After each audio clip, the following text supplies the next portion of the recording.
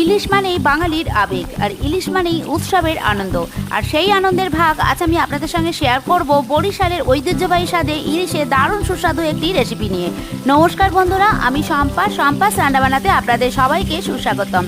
একদম খাঁটি বরিশালের স্বাদ আর গন্ধে যা আপনার রান্নাঘরে নিয়ে আসবে আর এক নতুন মাত্রা। আর বন্ধুরা, রেসিপিটা ভালো লেগে থাকলে একটা লাইক করে চ্যানেলটি সাবস্ক্রাইব করে পাশে নোটিফিকেশান বেলটি ক্লিক করে দেবেন।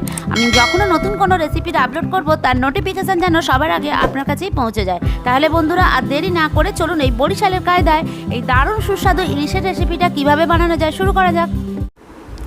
বরিশালের ইলিশ বানানোর জন্য এখানে আমি 5 পিস ইলিশ মাছ নিয়েছি। আর মাছগুলো আগে থেকেই ধুয়ে আমি জলটাকেও ঝরিয়ে নিয়েছি। আর জলটা ঝরিয়ে নিলে মাছের মধ্যে ভালো করে নুন হলুদটা খুব সুন্দরভাবে লাগানো যায়। এবার এর মধ্যে আমি হলুদ গুঁড়ো নিয়ে নিলাম, আর এবার দিচ্ছি নুন। আর খুবই সহজ রেসিপি বন্ধুরা, আপনারা দেখুন, না দেখলে বুঝতেই পারবেন না, এতটাই সহজ রেসিপি আর ভীষণই সুস্বাদু হয়েছিল খেতে। তাই প্লিজ বন্ধুরা, আপনারা সঙ্গে থাকুন, দেখতে থাকুন। এবার এর মধ্যে একটু কাঁচা সর্ষের তেল দিয়ে দেবো।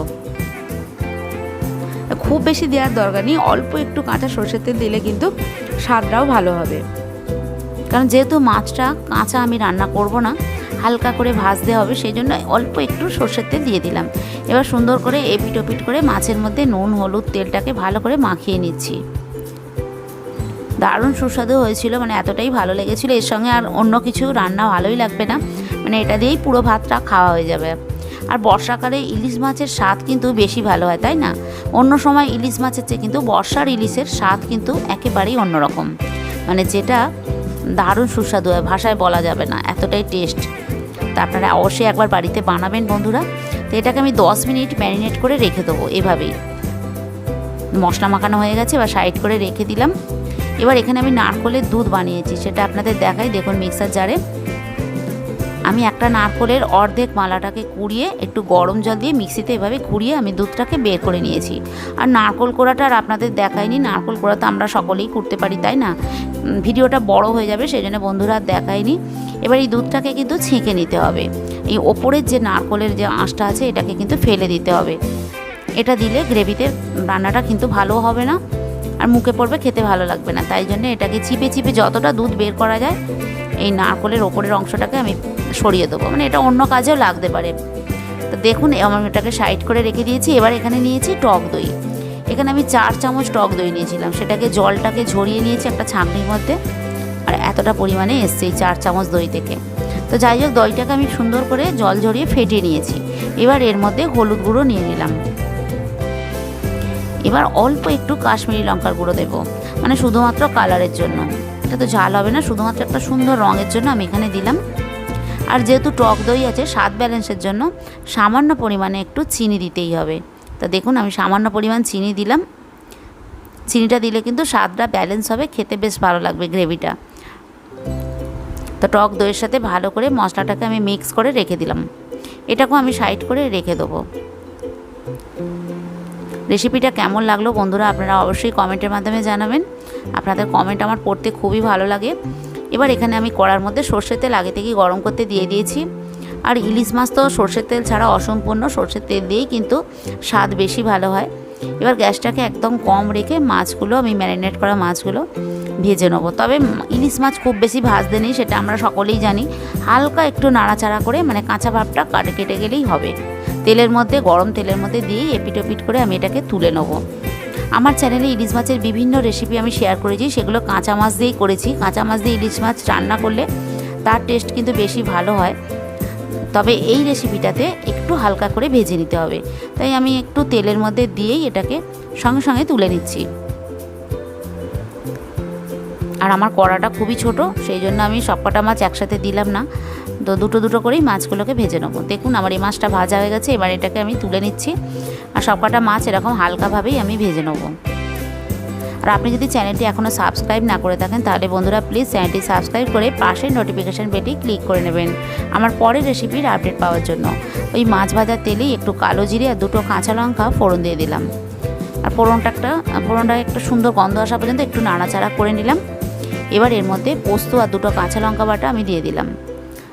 এখানেও 3 চামচের বেশি পোস্ত আমি বেটেছি আর 2 কাঁচা লঙ্কা। আর এই কাঁচা গন্ধ না যাওয়া পর্যন্ত পোস্তটাকেও একটু তেলের মধ্যে নাড়াচাড়া করে নিচ্ছি, মানে 2 মিনিটের মতো একটু নাড়াচাড়া করে নিচ্ছি যাতে কাঁচা ভাপের গন্ধটা একটু চলে যায়। এবার যে দইয়ের সাথে যে মশলাটা আমি মিক্স করে রেখেছিলাম সেইটা দিয়ে দিলাম, আর গ্যাসটা কম রেখেই মশলাগুলোকে আমি কষিয়ে নিচ্ছি। মশলার কাঁচা গন্ধ ছাড়লে কিন্তু গ্রেভিতে ভালো লাগে না খেতে। আর যে বাটির মধ্যে দই ছিল সেই বাটিতেই একটু জল দিয়ে ধুয়ে আমি দিয়ে দিলাম, মশলাটা যাতে না পুড়ে যায় সেই জন্য সামান্য একটু জল দিলাম। দারুণ খেতে হয়েছিল বন্ধুরা, ভীষণই সুস্বাদু হয়েছিল, আবারও বলছি, তাই একবার বানিয়ে খেয়ে দেখুন। আর খেয়ে আপনাদের কেমন লাগলো সেটাও আমাকে কমেন্টের মাধ্যমে জানাবেন।